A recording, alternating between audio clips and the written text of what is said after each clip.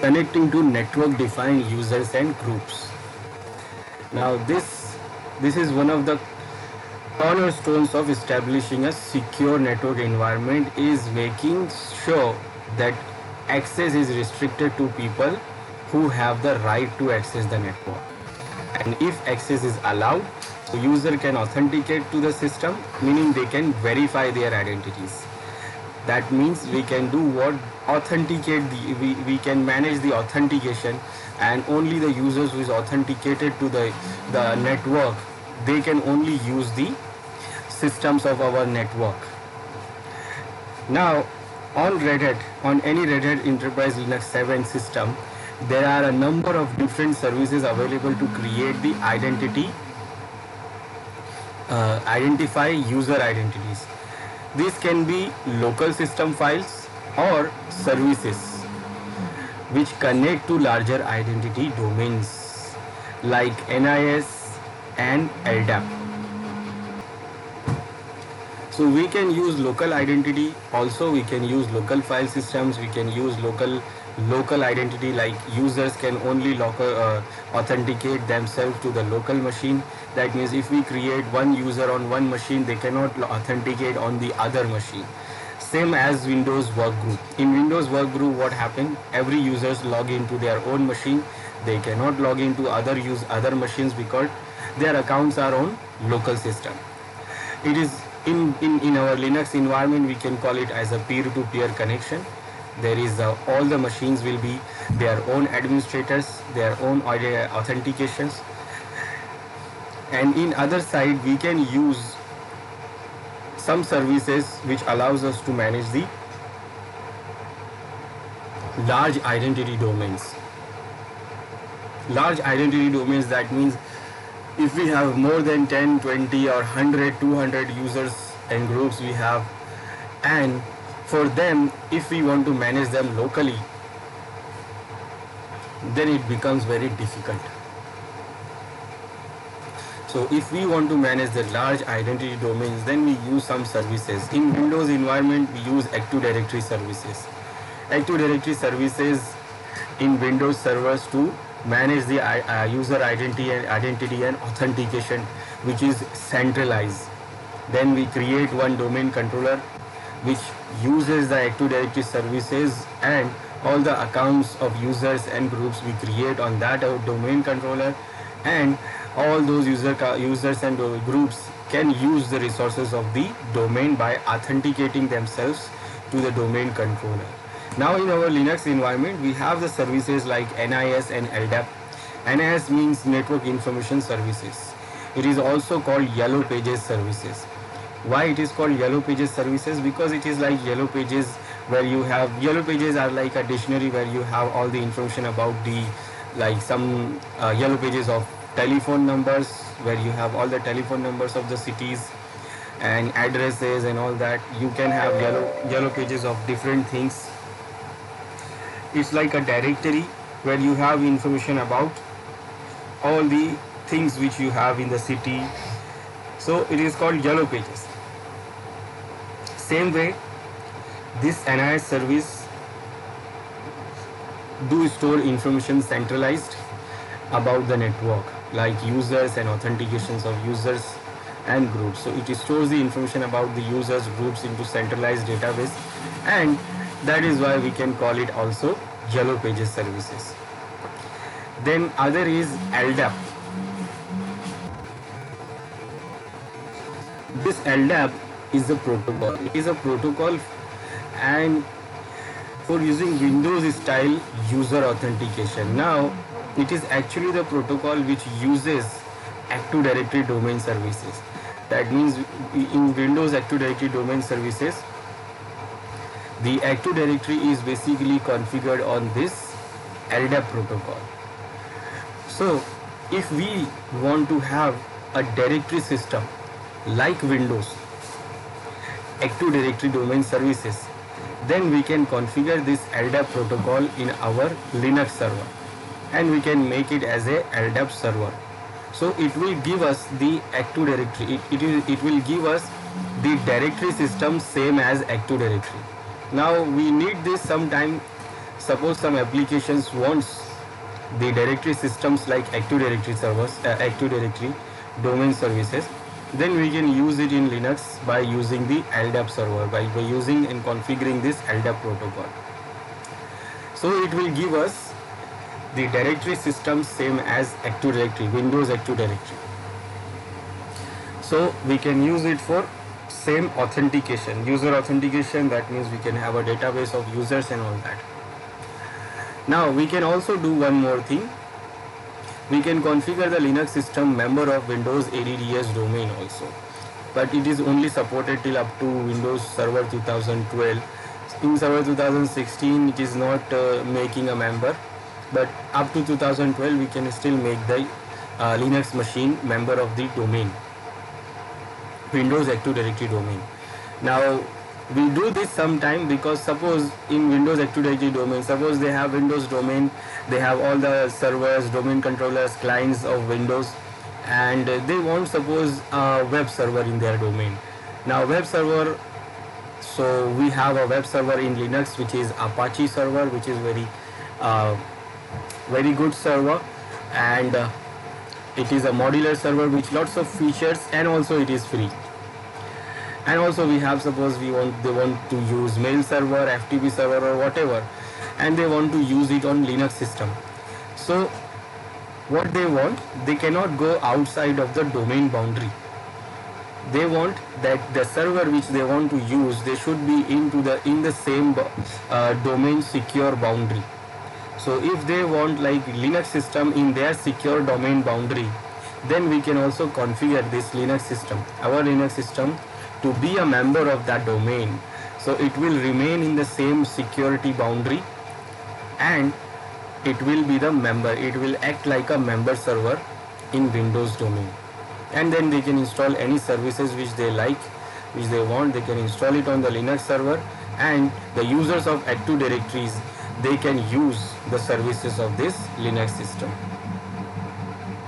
So we can also do this, we can make the Linux system, our Linux system, a member of Windows Active Directory domain. Now the first thing is NIS, Network Information Services. This NIS is a database that contains a series of tables. So basically it is a database, and it is a database service. So it creates the tables from text files like this passwd file under etc, which is stores the user informations, then the etc services files, and any other tabular files which contains the tables. And each table may contain one column or more with a unique key on each row. Now you can think of it like any normal database. Now what it do, NIS, you can query these tables in two ways: listing the entire table, or pulling a specific entry by the searching. So in any kind of table, database table, what we do, we actually do what, list the entire table, or we can pull a specific entry by searching. Now when a program requests to search for a user password detail, the client checks the passwd file to check if the user doesn't exist here. The client then asks the NIS server to search for it in the passwd table from the NIS server. So when we configure the NIS server in our domain, NIS domain, then what the NIS client do? First, when you try to log in, so it will check the password user information under the passwd file of its own, local authentication. And if it is not finding there, then it will ask for the NIS service. And NIS service will do what? It will query the table for the user information. And if it finds, then it will match the information, and then it will say that there is a user is available and this is the password that is right. So you can log in or you can allow the user. Now NIS servers are two types. We have two types of servers. One, master server, that stores the original files original files of passwd, host file, service file, shadow file. So it stores the original files. Then we can have a slave server, slave, or we can say the secondary server, and we can use it for the load balancing and helpful in case of master server failure. We can have both master or slave server, but we can have all the master servers. We can use all the master servers where you have all the original files, where you can read, create and delete informations, like we can add users, remove users also. But slave is a secondary server where you cannot remove or create any user information.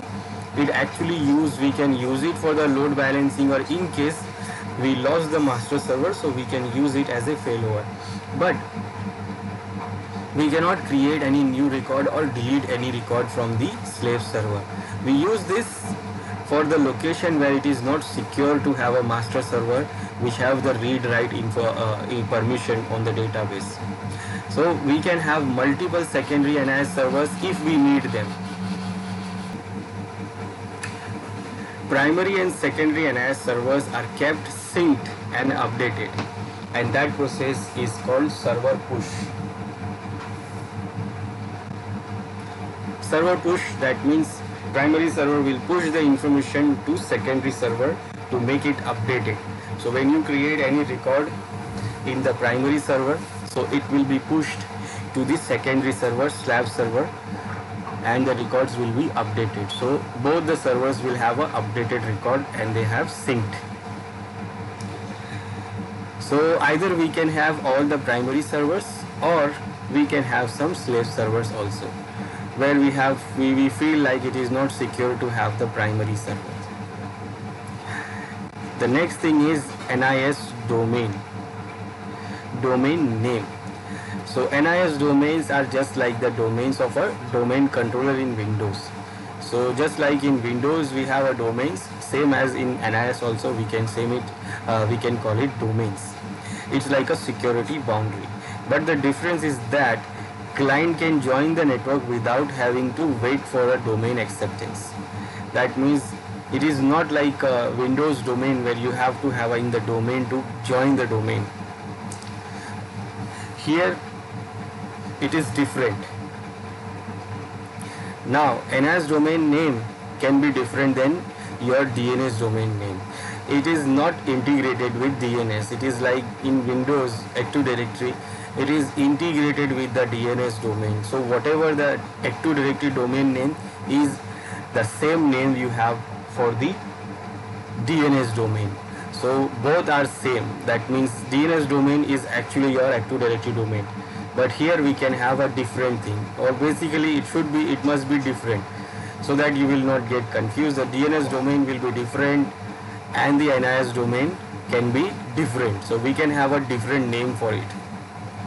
We can have different name for the NIS domain, we can have different name for the DNS domain. They are not integrated, they are not relatable, so they can be a different name.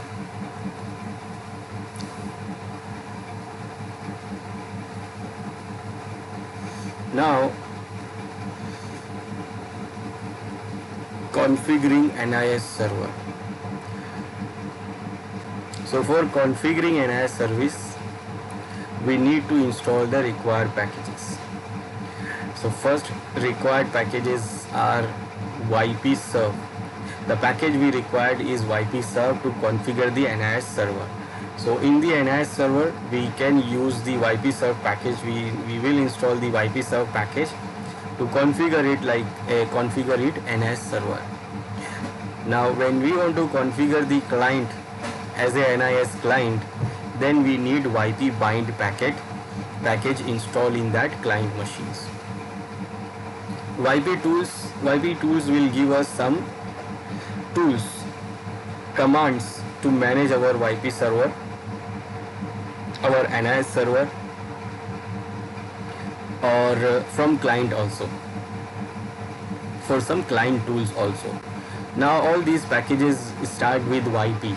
Why? Because this YP means yellow pages. It is also called yellow pages services. That is why these package names are starting with YP. ypserv, ypbind, yp tools. So basically it is YP. YP is for the yellow pages. and it is also called Yellow Pages services. Now, for installing the packages, we can use yum or we can use RPM. So if you have yum configured in your system, then you can use the yum server to install it, and if you don't have a yum, then you can go with the RPM, and you can use RPM command to install the packages. In RPM, you have to resolve the dependencies by yourself, and with yum the dependencies will automatically resolve and install the package. So whether you have RPM, whether you have yum or you don't have yum, you can still use the RPM command to install the packages. So let's see, we have the YP serve packages are available or not, and if it is available, then we will install. If it is not available, then we will install it. Okay, so first I'll check I have any YP packages are installed or not. I have configured yum server, so I'm going to use yum, and I will say yum list YP star. That means all the packages which starts with YP. So it is available. We have both the packages, all the three packages are available. They are not installed. YP serve, YP bind, YP tools. So this is for the servers and this is for the clients, and this will give you some client and server tools. So we can install it on client also, on server also.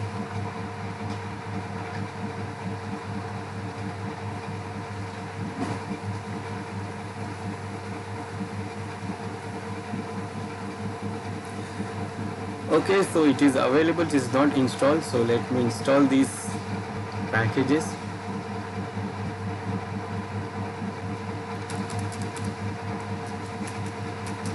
Install.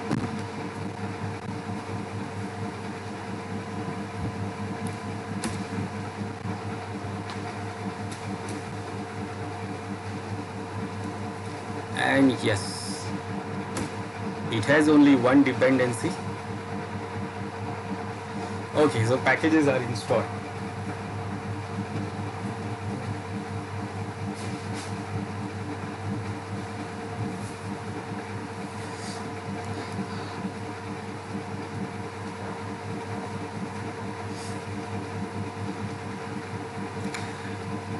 Okay, now let's check the important files we have with the RPM.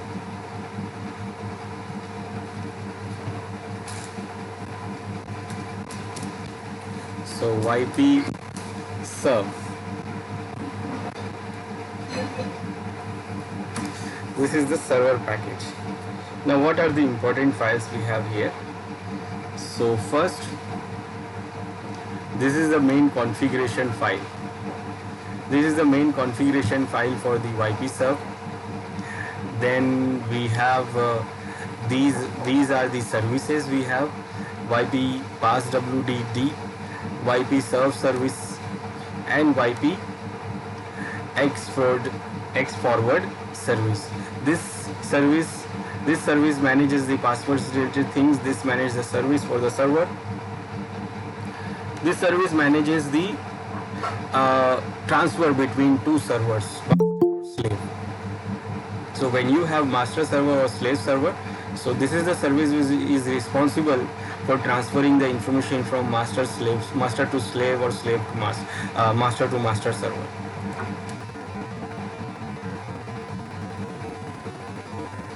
So these are the services we have. Then we have some library files.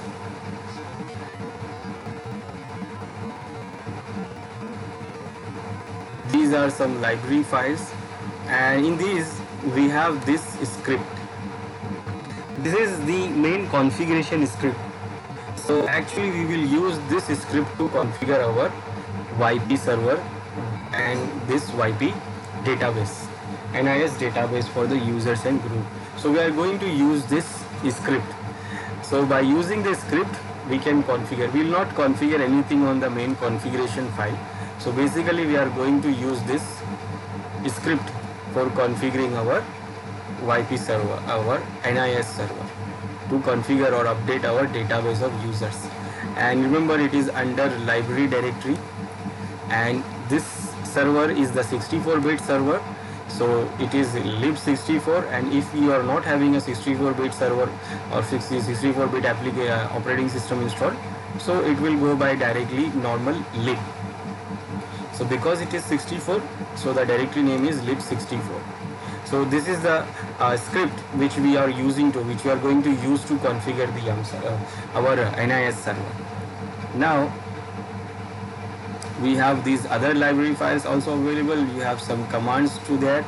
Then you have some documentations related to this. You have some man pages about it, and there we have some file also. This file is also important. It is actually the main configuration, which is the configuration file for the script. So the script we use yp init, it will use the configurations of this make file. It will use this make file and start the configuration of NIS server. Now let's see what we have in this file first. We don't change anything here. In case we want something, then we should change it. So I will tell you what should be changed. So I am showing you this make file first. Now in this file, it is going to be used for the script which we are going to use. Now here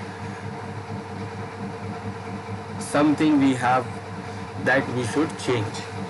Now what is this? It says no push true. No push true, that means it is not going to push any information to any other server. Now if we have any slave server, or we have any other NIS master server or slave server, then what? We want to push the information from one server to other server. So in that case, if we want to push information from this server to other server, other slave server, then we have to change this to no push to false. That means false means push true. No push, push true. That means it is going to push. That means it will push the information from master server to slave server. You can read what it is saying. If we have only one server, we don't have to push the maps to the slave server. So no push true. That is the default option. And if we have a slave servers, change this to no push to false, and put all host names of your slave servers in the file var yp servers. In this file, you put all the information about the slave servers. And for that also we can use the script, yp init script.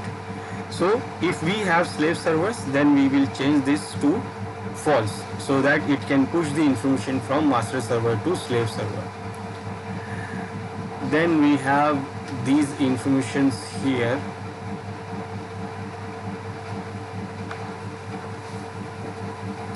And this two information, this says merge passwd file and merge group file. Now what it do, it is true here, and what it do here, it do should we merge the password file with the shadow file. So it will make true or false. So it is going to merge the password file with the shadow file, same as for the group also. So this is also true, and we have not changed anything. If we want, then we can change this behavior, but we should not change it. This default is okay. And now what information it is going to be pushed? You can see the group information, password information, shadow information. These are created alias for this. It is the aliases for these files, and these aliases are going to be used here in this option here. What is it saying? That what is going to be pushed? So it is going to be push password file, group file, host file, RPC, services, net ID, protocol, and mail. So it is going to push all these informations when we run the script, and it is going to use this information to create the database. Now if you want additional, so these are also available. By default they are commented, but you can also use this to be mapped by the NIS server. So you can use this, but by default it is going to be mapped this, update these password, groups, host, and it will add these files information into the NIS database. Then if you go down, you can read what is it saying. Do not edit anything below if you don't know what you are doing. So below this you should not do anything. These are the scripts. It is created, it is a loop and all that, so we should not edit anything. And basically I have not added anything here. Only the condition we can edit something is like we have slave servers, then we make it false here. And if we want to map any other extra things other than these, you want to have any extra things to be mapped, then you can enable these things, otherwise no need for this. So I have not changed anything here, but this is the file which is going to be used when we use the script. When we use the script yp init, so it is going to be use this file for updating the information about users and groups. Now we know the important files here,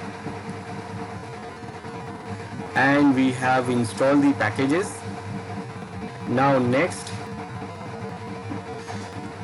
so these are the important files we have here. Main config files, these are the services. We have the yp init, which is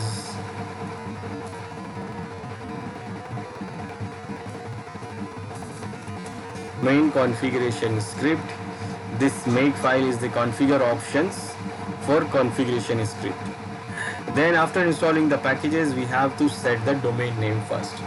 So first we have to set the domain name for our NIS domain. Now to check the domain name, we can check by this command NIS domain name, or we can check by yp domain name command. And to configure the domain name or setting the domain name, we can use yp domain command, and then we can use the domain name. Whatever domain name we want, we can configure the domain name here. Now after setting the NIS domain name, we can start the services. We can start the services to start the NIS server. So we can use the script, this yp init script, to create the database of users and groups. So we start these services like yp serve, yp pass wd service, and then make them enable. Enable, that means always they will get enabled when you restart the system, and then you can check the status that whether it is started properly or not. So let's set the domain name first and then start the service. Now if we check the machine name, so this is our machine name, and with the DNS domain name. This is the DNS domain name. It is a DNS domain name. So if we configure the NIS domain name, it is not a DNS domain name. It is a different name. So you can have a different name or you can use the same name. So if you want to check the NIS domain name, so you can give command NIS domain name. And right now it is saying this NIS domain name, that is local domain name not set. So the domain name is not set. We can check by yp domain name command also, and it says the same thing, that there is no domain name configured.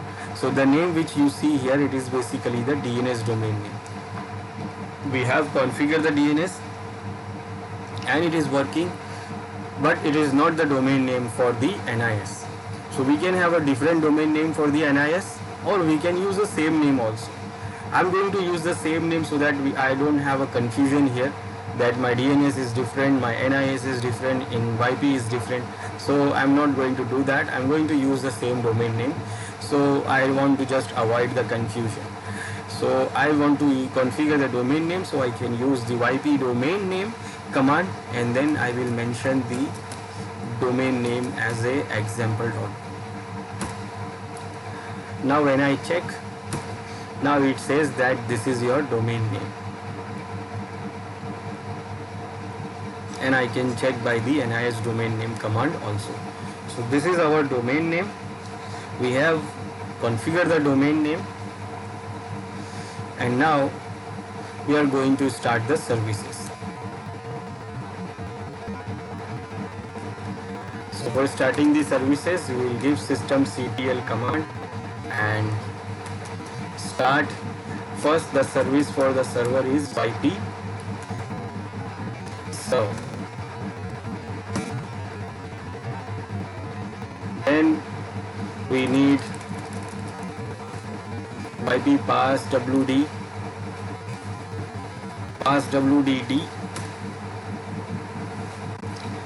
and if we have the slave servers, then to push the information from master server to slave server, we need this service also. So right now I don't have, so it is not needed right now. So okay, I will start this one also. Now I will make them enable so that it will always run after reboot also. So enable yp serve,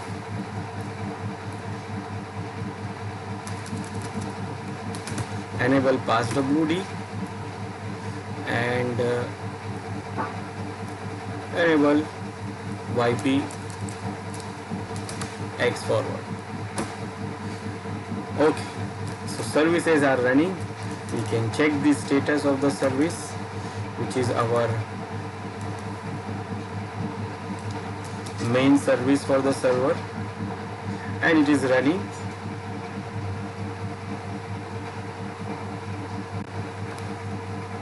Okay.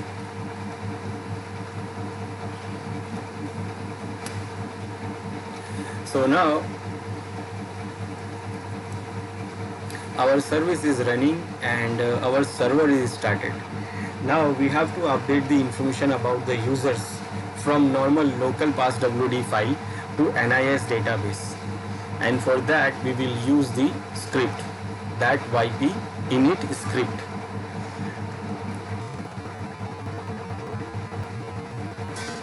So after setting NIS domain name, start the services to start the NIS server, so we can use the yp init script to create the database of users and groups.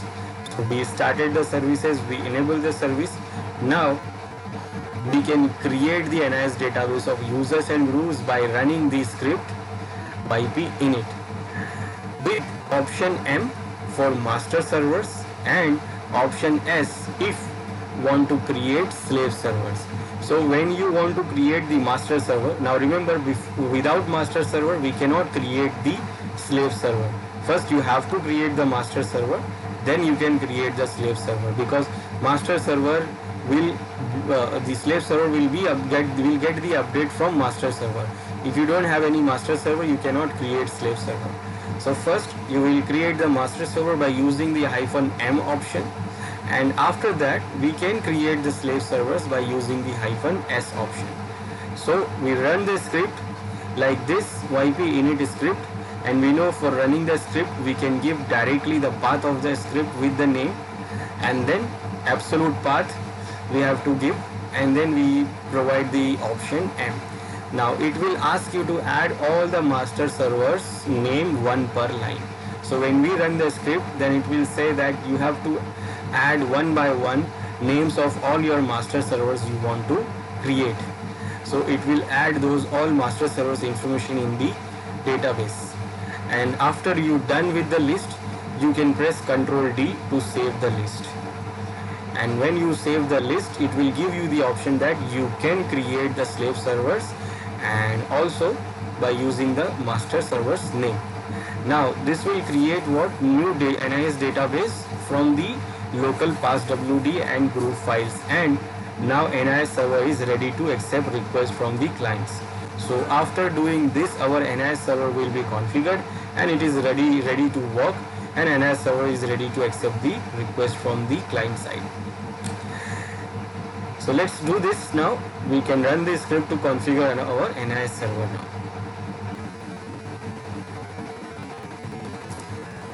Okay, so our script is under var lib, not var, usr lib64, and the script name is yp init.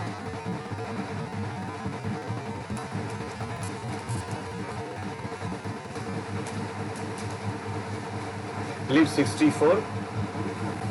Under lib64 there is a yp directory, and under yp directory we have a script named yp init.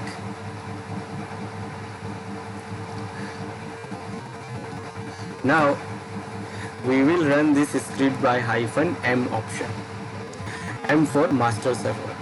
Now when I press enter, it says that at this point we have to construct the list of the hosts which will run NIS servers. Example server.example.com. This is the server name. This is the local server name. Now this is the name, and it is in the list of NIS server host, the server where we are running the script. Now please continue to add the names for the other host, one per line. And when you are done with the list, type Ctrl D to save the list. So we see the one name, we see the name here, which is our this server where we are running the script. Now if you have any other master server you want to add, then you can add the names here, like add the name, press enter, add the name, press enter, and you construct the list of the all master servers. Remember, these all servers will consider as a master server. Right now we have only one server, and after that when you complete the list, then what we do, we will press Ctrl D to save the list. And on the other servers, like I did add master server here, so on the other master servers I have to run the same thing here. I have to install the packages, run the services, and then run the script there also, and also have to mention the master servers on other master servers also. Now I will press Ctrl D. Now it says the current list of NIS servers look like this. There is only one server. Is it correct? Yes or no? So I say it is correct, and I will say yes. Now you see what happens when I press yes. It says we need a few minutes to build the database, and building where under where yp directory, it is creating the domain name directory example.com, and under the directory it is creating yp servers directory, and in that servers direct and this directory, under this directory, what it doing here, it is running the make file, it is running that configuration for configuration file for the script, make file from the yp directory var yp, and then it is entering into this directory and start updating these files: passwd file, group file, host file, rpc service, net id, protocol, and mail. That's the files which is mentioned in this make file. And then it is saying here that leaving the directory and everything is configured. Now it is saying that this server has been set up as a NIS master server, and now again it is saying now you can run yp init with -s option, and after -s you have to mention the master server name also. So if you want to create a slave server, then what you will do, you will run yp init -s, the script with -s option, and then have to mention the master server name, and it says you can do it on all slave servers. So if we want to create slave server, then we will do this. Otherwise our server is ready and our server is start working.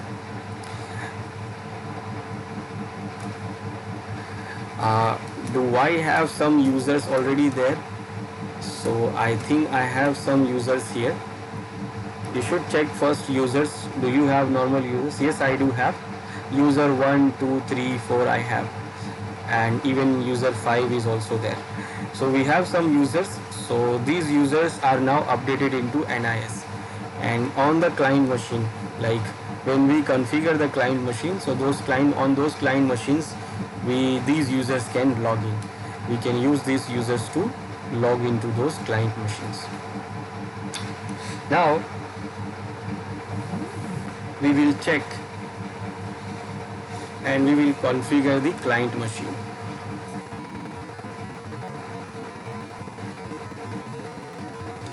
Now configure NIS client.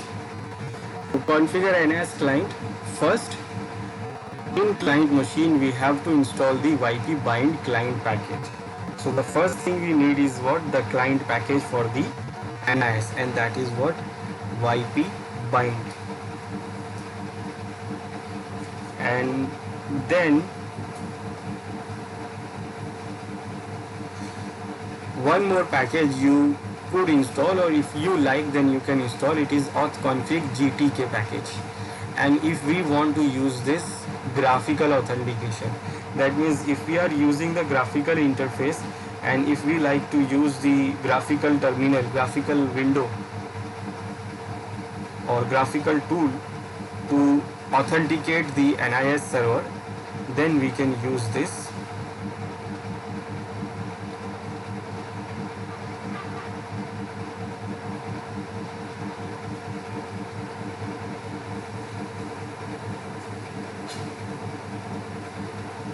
We can use and we can install this authconfig -gtk package. It will give us the graphical interface to use or to connect with the NIS server for authentication.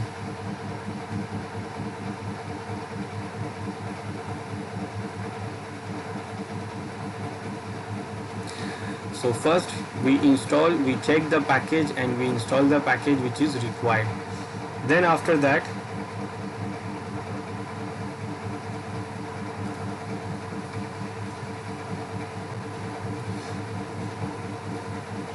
here again, after installing the required packages, we have to set the NIS domain name. Then we have to also set here NIS domain name first. And same as we have done it on the server, we will do it here also, which is NIS domain name. We can use the NIS domain name command to check the domain name, and to update the domain name we can use the command NIS domain name or YP domain name again.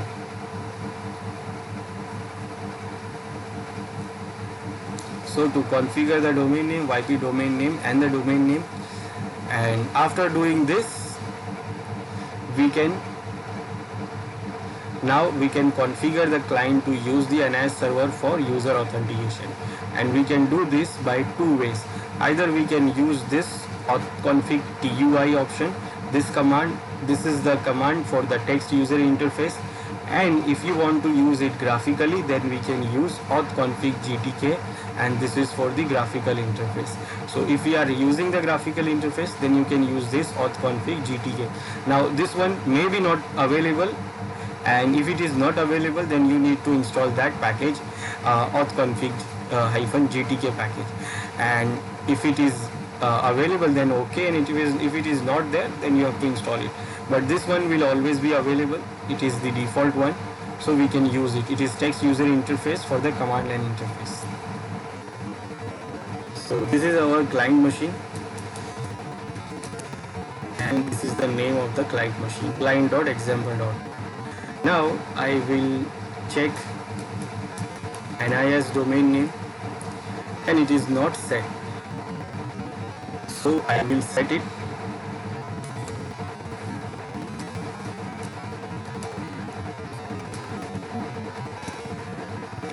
And before that I should have checked the package first, so let's check the package also.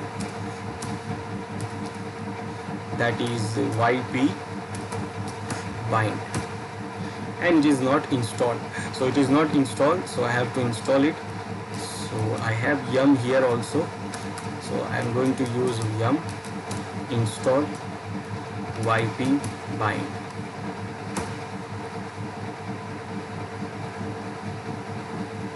And yes, and it is having a dependency of YP tool, so you need YP tool to install the YP bind also.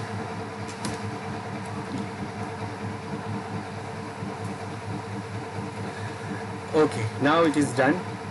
So we have installed the YP bind also, and we have installed the we have created the domain name also. So domain name is also configured and YP bind is also installed. Now if we need graphical interface, so we should need the authconfig GTK package. So If it is not, then you will install. Otherwise you can use the command line interface, text user interface.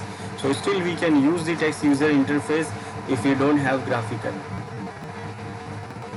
Now to configure the authentication by the using text user interface, so first we will give the command auth-config-tui command. Now this command will open the authentication configuration here, the window for authentication configuration. Now here we can check the NIS and press enter. We will check use NIS here. We will select use NIS and then we will go for next. Now when you go for next, then it will ask for the domain name and it will also ask for the server IP. So here we will mention the domain name and the server IP, or even we can mention the name of the server if our DNS server is properly working. So I will use IP and then you will press OK. Now if no error is coming, that means what? Your server is properly working. You are connecting the NIS server and this client is become the NIS server client. So if there is no error, that means everything is okay and everything is working properly. And if you see the error, then you have to recheck the all configurations. What it will do, it will configure the client and it will start the YP bind service also, and make the service running, make the service enable also. So it will do all the things and it will do it for us. Now if we want to use the graphical interface, if it is not installed, then you have to install it, and then you will run auth-config-gtk command. Now when you run the auth-config-gtk command, it will open the GUI window for authentication configuration. And now from here you can select the user account database as NIS, and you will give the NIS domain name and the IP address or name of the NIS server, and select the authentication method as password, NIS password, like this. This NIS allows simple password authentication or Kerberos authentication also. Now here if you select authentication method, so there is an option to select NIS normal password, that is simple password, or even you can choose the Kerberos authentication also. Now if you use the Kerberos authentication, then you have to configure the Kerberos server also first. So if you have configured the Kerberos server for the authentication, then you can use the Kerberos authentication. Otherwise you can use normal NIS password and it will work. And then you can use, and you can now log in with the client on the client machine. You can log into the client machine by using the server's username and password. To get the name of the Linux servers that is responding to your request, you can check by using the ypwhich command. It will show you the YP NIS server name which is working for you, and the client, the server which is available to accept the request from this client. And then you can use to log in by the user. You can either use graphical login, or you can switch the user, or you can use the command line login. Whatever the method you want, you can use to log into the NIS server.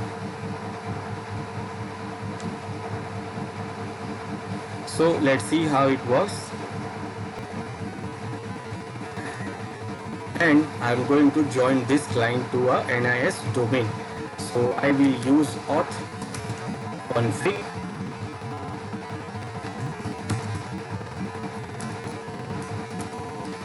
hyphen.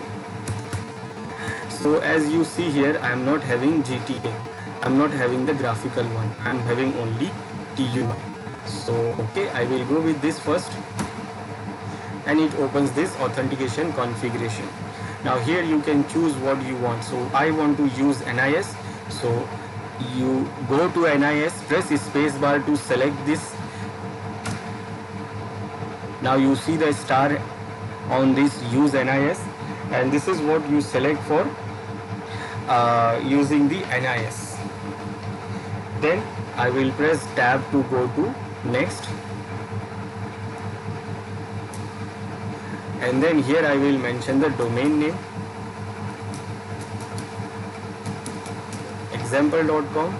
Then I will mention the IP address of the NIS server, and press OK. So when you press OK, it will be configured, and it will do configure. It will try to connect the NIS server for the authentication, and when the NIS server accept the request, then it will configure the Winbind service and it will start the Winbind service, and the machine will become the client for the NIS server.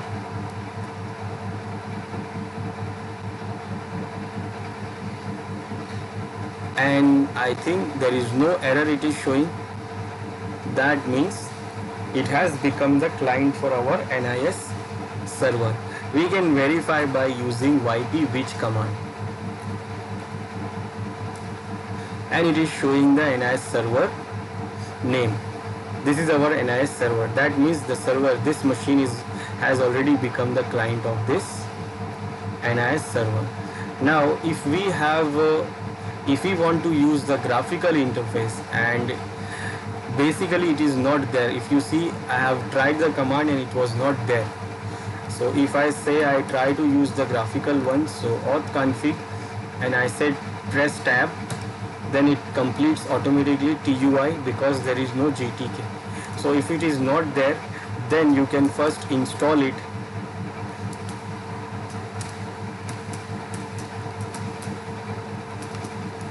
Auth config GTK, and you can see it is available, it is not installed. So if it is not installed, then you should first install it, and then you can use it also.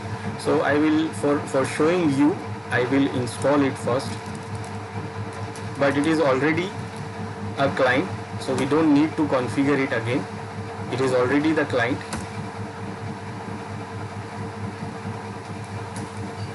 Now I will use this also, auth config, and now you can see we have both. We have TUI and we also have GTK. So if I want graphical, then I will go for GTK, and it will open this window. This is the window for the authentication, and you can see it is already configured. You can see it is already configured for the NIS. You have other options also. You have LDAP also. You have Samba Winbind also, free IPA, IPA version 2 also, or you can go for local accounts only. So it is already configured NIS, and it is already configured domain name and the server IP, and for the authentication method it has already selected NIS password. This is the default one, but if you want, then you can go for Kerberos authentication also. But if you select Kerberos authentication, you have to provide the realm, you have to provide the KDC server, you have to provide the admin servers. That means first you have to configure the Kerberos server for it. And if you don't have Kerberos, if you have not configured the Kerberos, then you can go for the normal NIS password authentication. So from this, you can use this also. Now we can try to log in with the user. First I will check whether I have any user account available on this machine or not, because first it is going to check in the local system. So in here, in this system, in the client system, I don't have any user account. I have only one normal account, that is admin. So there is no user 1, user 2, user 3, user 4, user 5 available here. So what I will do here, I will try to switch with user 1 here.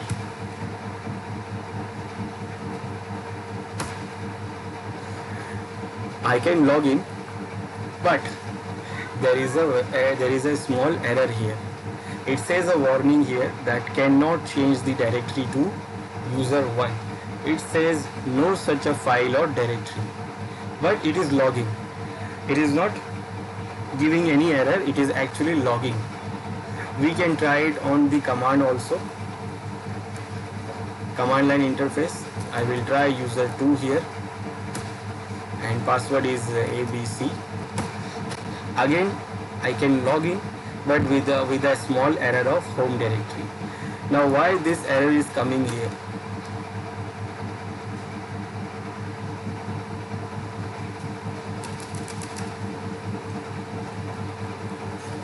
Why this error is coming, and why it is saying, and what it is saying actually. Now basically it is saying that user's home directory is not found. It is not able to find the user's home directory. So basically it is not able to find the user's home directory. Now why it is not able to find the home directory? Because when you check the passwd file here on the server of that users, if you check the passwd file, so you can see for the user 1, 2, 3, 4, it says that these users home directory is under home, and under home user 1, under home user 2, under slash home user 3, and under slash home user 4.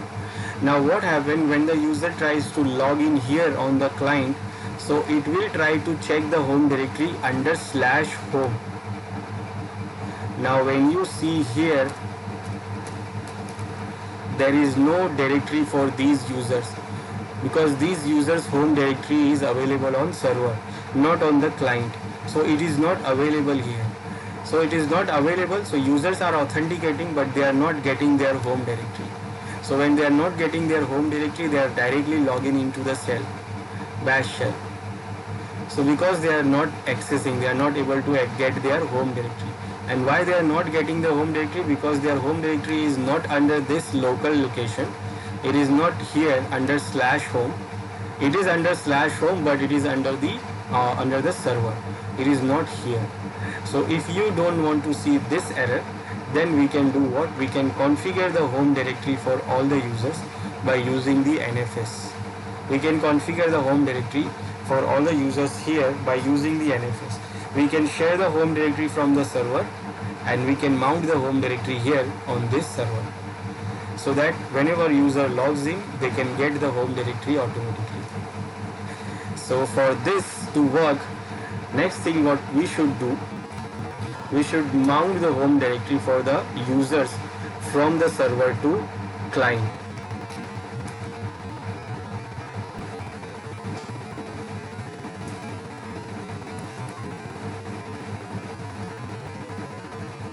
So configure users home directories, and for that what we will do, when users log on to the machines, then they will try to find their home directories under the local system, local client systems.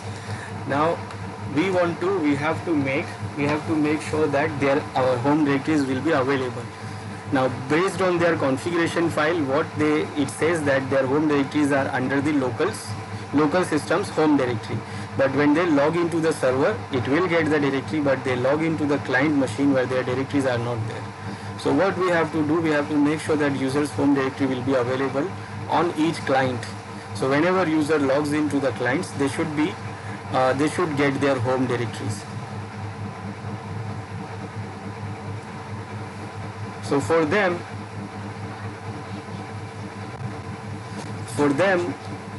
what we will do, we will share the home directories, we will share their home directories by using the NFS share, and then we will mount them on the client side. We will mount them on all the client systems, so that whenever the user logs in, they will get the home directory. So let's see how we'll do this. So we will share the home directory from the server by using the NFS, and then we will mount it on the client side.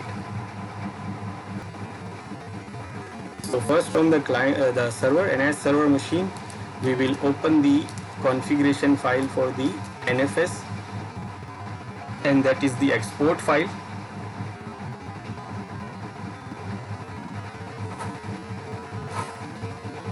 And on this file, I will add the option to share our home directory.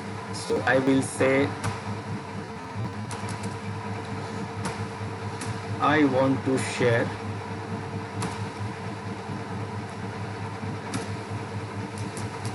home directory. Now home directory, that means I am going to share the whole home directory. Instead of sharing one by one each user's home directory, I am going to share the whole home directory. Now when I share the home directory, all the directories inside this home directory, that means all the users' home directories will be shared.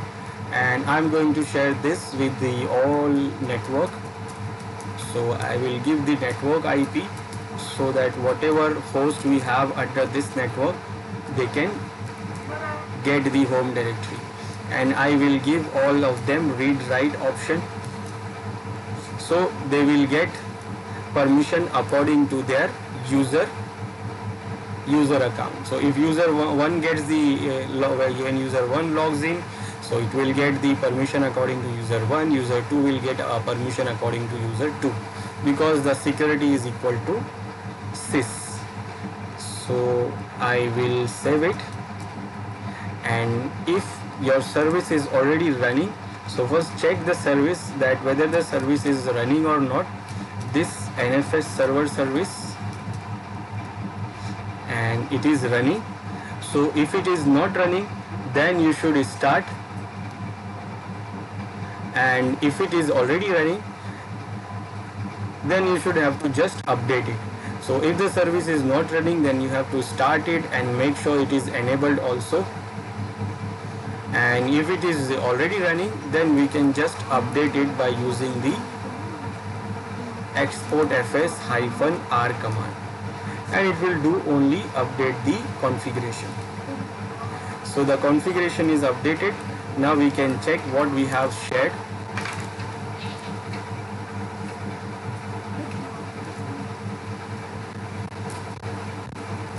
So we have shared this directory was already shared.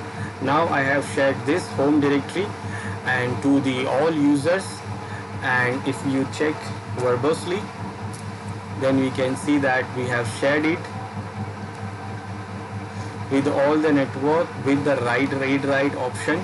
So for sharing permission, we have given read write, but the security is equal to sys. That means all the users will get their permission based on their UID and GID. So if the user 1 has a permission on its home directory, then it will get the permission. So this is how we share it. Now what we'll do, we will mount it on the client side, so that when the user logs in, it will get the home directory also.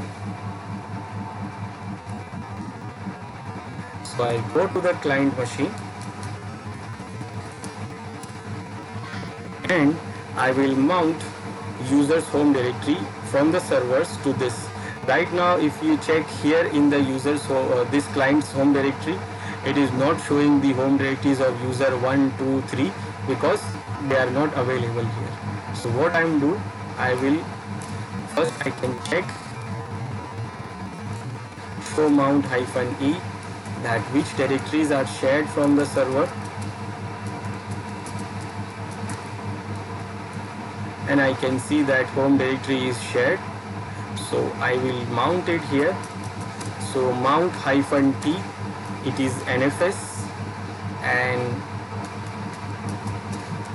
the location is home, and I want to mount this on my local home directory. Now it is mounted. We can check by the command df-h, and we can see that it is now mounted on our local home directory. And now when you check the ls command, with the ls command to the local home directory, now we can see that we have the all users home directory available here. Now when I switch user to user 1, I don't see any error. I can easily log in, and you can see it is logged in as a user 1, and it is logged in onto server. It is logging into the client machine but authenticating itself to the NIS server. Now whether it has a permission, so according to the permission for the user 1 on its own home directory, it can use the permission, it can create files, whatever. It can create any file. So because it is having a permission, and you can see it is created by user 1 itself. So this is what we make the home directory available, but the mount which we have done is not permanent. So when our system reboots, it will be removed. It will not mount again. So for making it permanent, we have what? we have an option to do that by using the fstep file. So we can do what? We can mount it, we can make it permanent by adding the entry into fstep.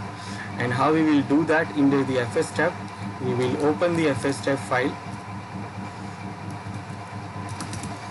for the file system table, and we will add an entry here.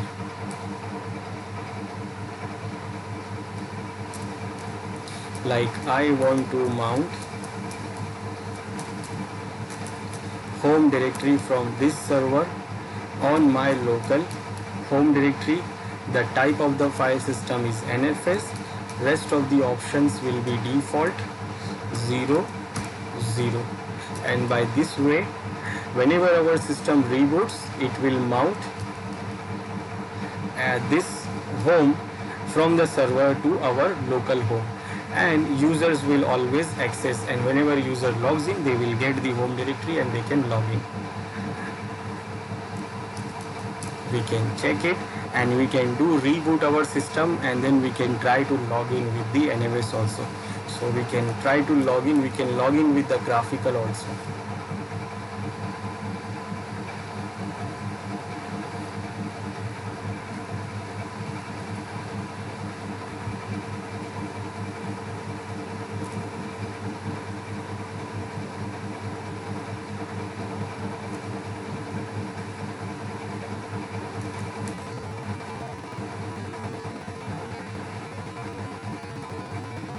You can see one name is here, it is user2, because we tried the user to log in here, so it is added here.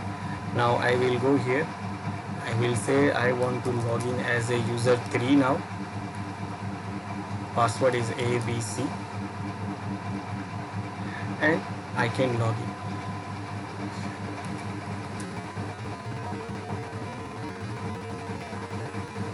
Now this user is also not available. Look,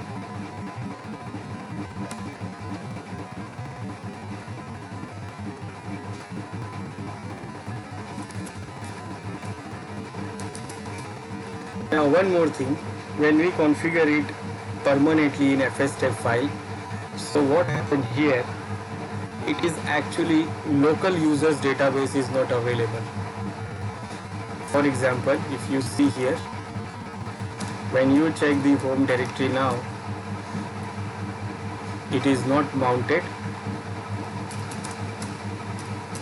You can see it is not mounted. The home directory from the server is not mounted here.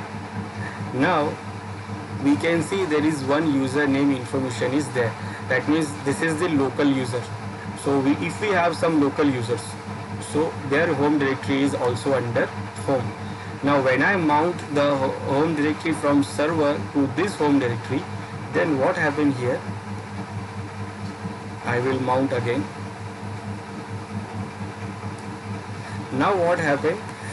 This home directory for the local user is not available now. You see, our local user's home directory is not available now. It is not showing here. Why? Because now it is showing the home directory of the server.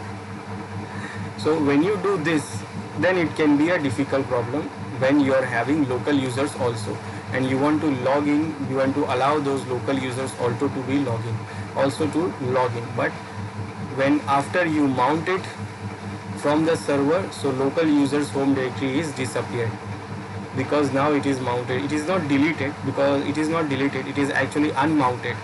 So the local partition is unmounted and the NFS share is mounted on our local/home directory. So what happened? The users of the local machines home directory will not be available. So if we don't want to do this, then what we should do? We should make a separate users for NIS, and we should make a separate users for the separate home directory with the home directory, separate home directory, so that we don't have to mount it on this local home directory. For example, what I want to say is this, that we should create the users for the NIS server. Like I will create new user add with the -d option to change the home directory, and we will change the directory to something else, or let's say I will create one directory first for NIS. So now I will create all the home directory for the users of NIS. I will make their home directory available in this NIS directory. So user add -d and their home directory will be under NIS and the username will be nuser1. nuser1, that means it is like NIS user, and then the username will be nuser1. So the user which I create right now is having a different home directory. Now I don't have to share the home directory for the normal users. Default home directory /home, I will share this NIS directory, and on the client machine I don't have to mount it on the default home directory. I will create new directory like this NIS, and I will mount the home directory of these users on that local NIS directory. So their local users directories will be available and NIS users home directories will also be available. Like I will create one more user. Now I will create password for them, nuser1 ABC ABC oops ABC ABC ABC ABC and user2 ABC ABC. So I created two new users with the new home directory, and their home directory is not under the default home directory. Their home directories are under the NIS home directory. So I don't have to share this, I have to share this with the NIS server, NFS server, and I don't have to mount this on home. So I will unmount it.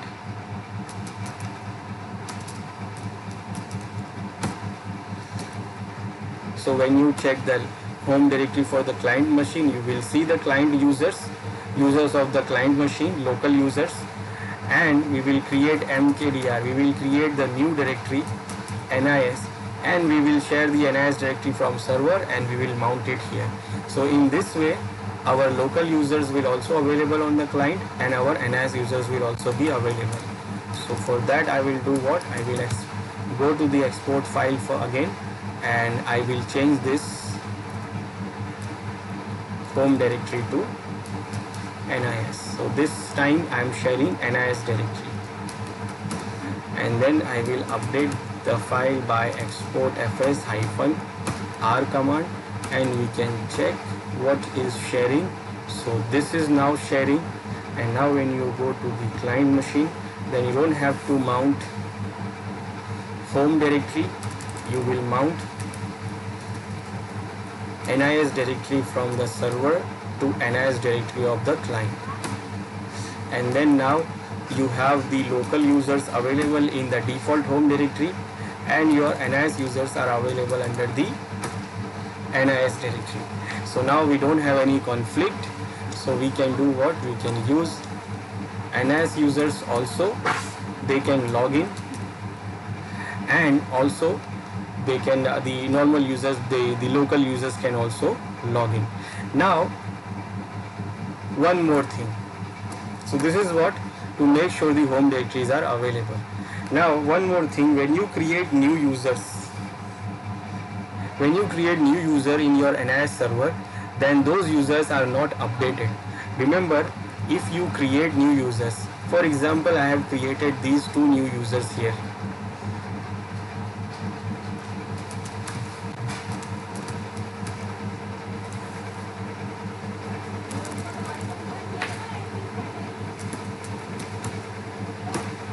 I created these two new users now.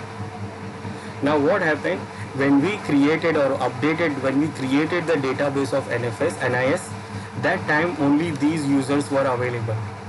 So these users were updated on the NIS database.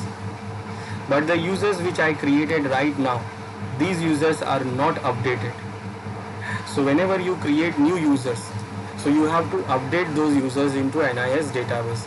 For example, if you try to log in with these new users, like I try n user 1, it says that user does not exist. Why? Because these new users are not updated into NIS database. So whenever we create new users, then we have to update those users into NIS database. So what I will do here, for updating the NIS new users into NIS database, we have to go to the directory var yp, where our make file was there. Our make file is there. In this we will run the command make. So it will update all the new users into NIS database, whatever the new information have came. And you can see whatever the new information is came, it has been updated now. The new information has came into this password file and group file, net ID file, the new users which we created right now. And now when I try these users here again on client side, now they can log in.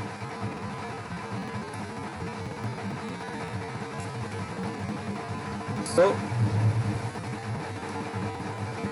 whenever we create new users, then we have to update new users, and also we have to make sure that they should have a different home directory than the normal home directory of the normal users, so that we can differentiate between local users and normal users. And you can use the other option also if you don't want to edit the fstep file. If you don't want to add the information, the mount point under the fstep file, then we can use the auto tab also, AutoFS also.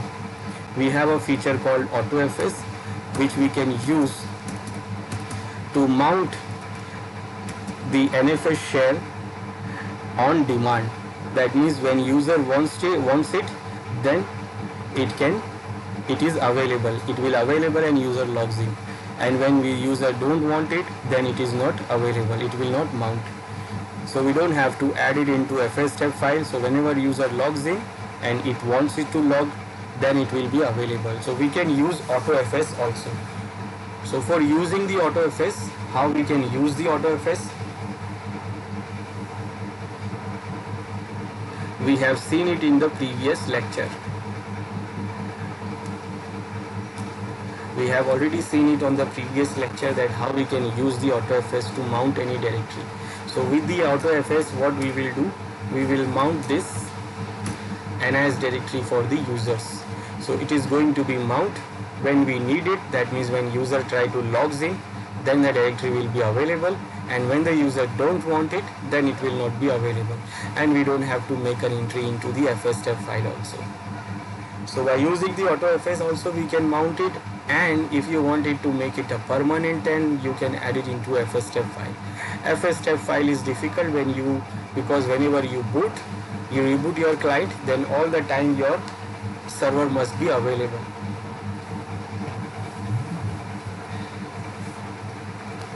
So this is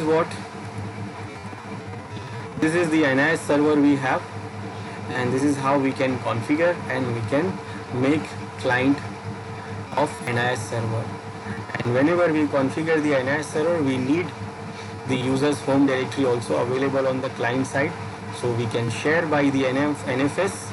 We can use the NFS share to share their home directory, and it is a good practice to have a separate directory for the NIS users, so that we can differentiate between local users and NIS users, so that when we mount it on the client side, then we don't have to mount it on the client side default home directory. So we can mount it on some other directory which is like NIS here I have created. So our local users of client will also be available and NIS user is also available. And to make it automatic mount, we can add it into the fstep file, but it will make a problem when you boot and your server must be available every time. So we can use the mount on demand feature, which is AutoFS. So whenever user logs in, the directory will be available, and when the user don't log in, the directory will not be available. So this is how we can configure this NIS server.